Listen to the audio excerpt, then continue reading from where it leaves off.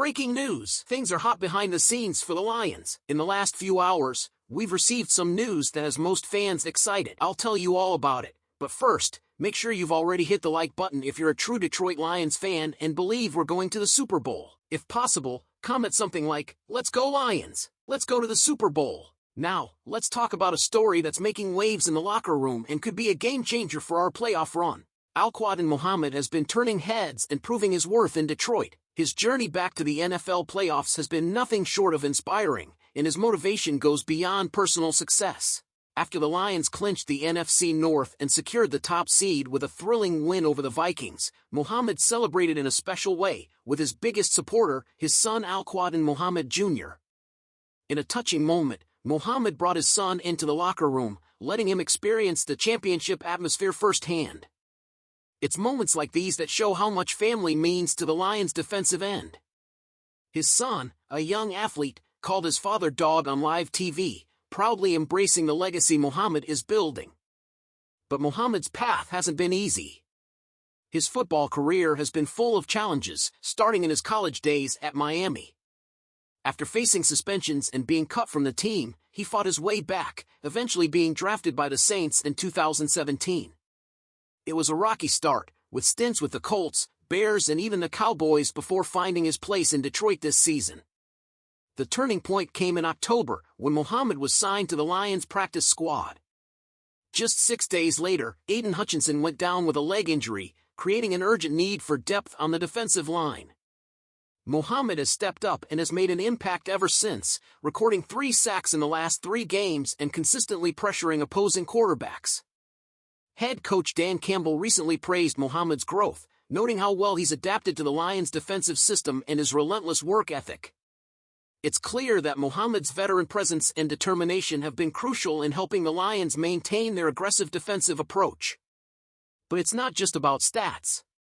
Muhammad's story is one of resilience, hard work and personal growth, lessons he's passing on to his son, who continues to be his biggest inspiration.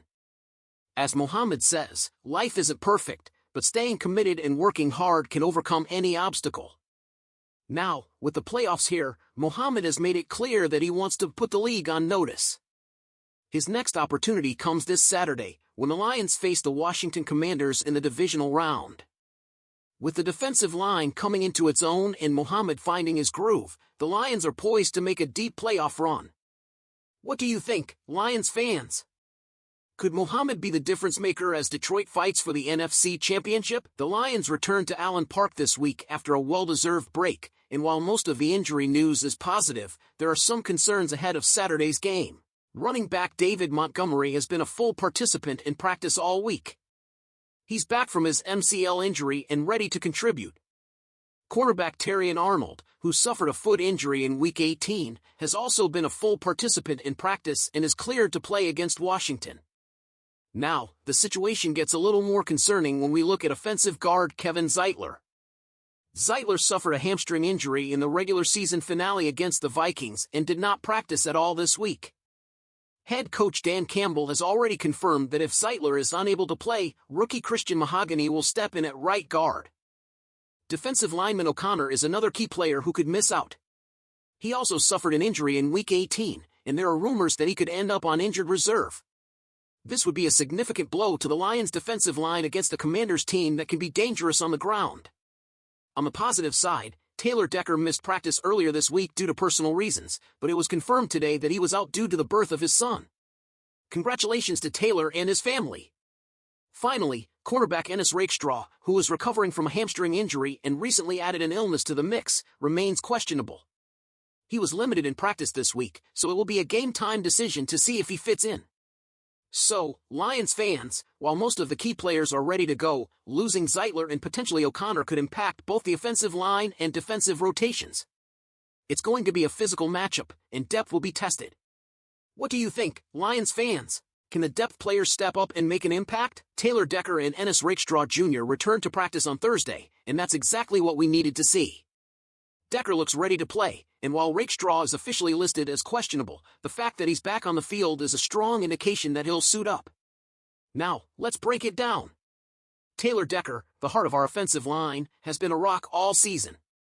He's played in 14 games and continues to be a vital piece in keeping Jared Goff protected and our running game dominant. His return means the Lions can continue to control the line of scrimmage, and we all know how important the trenches are in playoff football. This team is built for strength up front, and Decker's presence solidifies that advantage. Rakestraw, on the other hand, may not have had as many starts this season, but he's been a key depth piece in a secondary that's been hit hard by injuries. Every piece counts in the playoffs, and having him back gives our defense more flexibility and fresh legs against Washington's offense. Let me tell you, this team has battled adversity all year. The injuries have piled up, but here we are, one win away from the NFC Championship game. The Lions are the heavy favorites this week. We're talking about an 8.5-point favorite. But listen, the playoffs are never guaranteed, and every advantage counts. Having Decker and Rakestraw back increases our chances of keeping this playoff race alive. But it's not just about this week. The deeper we go, the tougher the competition gets. If the Lions want to make a serious push for the Super Bowl, they're going to need every healthy body they can get, especially in the trenches and in the secondary. Decker has been a Lion his entire career and deserves a chance to help bring Detroit its first Lombardi trophy.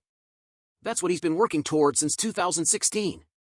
So, Lions fans, what do you think? Are the returns of Decker and Rakestraw the final pieces we need to secure victory this weekend? Dan Campbell couldn't hold back on his praise for Jameson Williams during his latest press conference. And let's be honest, when Coach Campbell says it like that, you know it's something special. He said it straight up, "Man, I love this kid." That's the kind of praise you don't hear every day from a coach as intense and passionate as Campbell. So what's behind all the love? It's all about growth, both on and off the field. Williams, the former number 12 overall pick, hasn't had the smoothest start in Detroit. Campbell acknowledged that, saying Jameson had to overcome some early challenges, including some self-inflicted ones. But instead of buckling under the pressure, Williams responded in the right way. This season, Williams put up career numbers, crossing the 1,000-yard mark for the first team with 58 receptions, 1,001 yards, and 7 touchdowns.